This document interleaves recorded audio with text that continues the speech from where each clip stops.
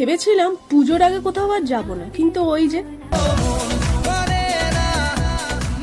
তাই জন্য আমরা চলে গেছিলাম আমাদের বাড়ি থেকে একদম 1.5 ঘন্টার দূরত্বে এই রিসর্টটা, ব্রিদিং আর্ট।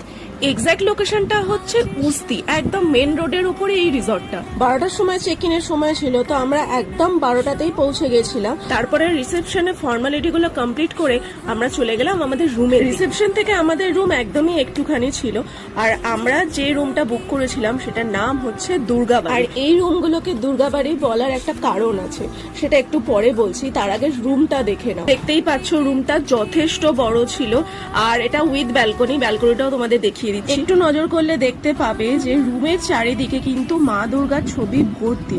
এই দেখো ব্যালকনিতে যাচ্ছি, ব্যালকনিতেও কিন্তু দুদিকে হ্যান্ড পেন্টিং করে মা দুর্গার ছবি আছে।